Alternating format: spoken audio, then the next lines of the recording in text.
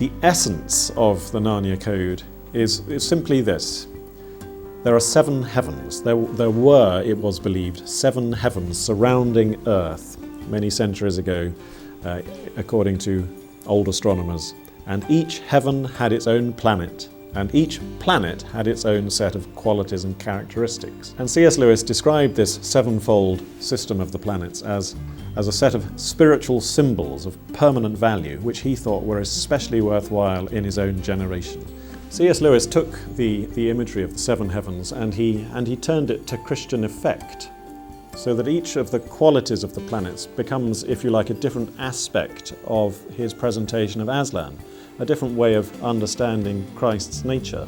So that Jupiter, for instance, Jupiter was the kingly planet associated with kingship. And The Lion, the Witch and the Wardrobe is the Jupiter story in which kingship is the main thread of the story. Aslan is introduced as a king and the children become kings and queens at the end of the story. The second book, Prince Caspian, is the Mars book. Mars, as everybody knows, is associated with war. And here Aslan is presented as the one who summons everyone to the final battle with a great war cry. In the Bible, God is sometimes called the Lord of Hosts, mighty in battle. And it's that aspect of the divine nature that Lewis is emphasizing in Prince Caspian. In The Voyage of the Dawn Treader, it's the sun which provides the symbolism at the heart of the story.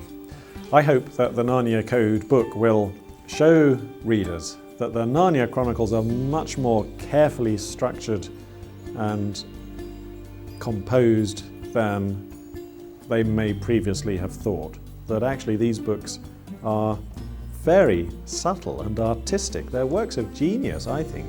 They're actually the products of a very disciplined and careful and learned imagination, working at the height of its career. I mean, Lewis was really at the summit of his productivity when he wrote the Narnia books. I hope that readers of the Narnia Code will also learn a great deal about the cosmos and the history of the cosmos. They will learn things like how these 7 heavens give us the names of the days of the week, for instance.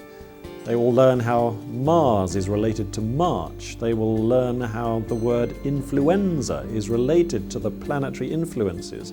All sorts of interesting, fascinating little tidbits like that. But above all, I hope that readers of the Narnia Code will learn something about the Christian faith and C.S. Lewis's belief that the heavens are telling the glory of God, that material creation has spiritual significance, and that there are signs of God, there are traces of the divine in His creation, and that all things speak of Him in some way, if only we have ears to hear it.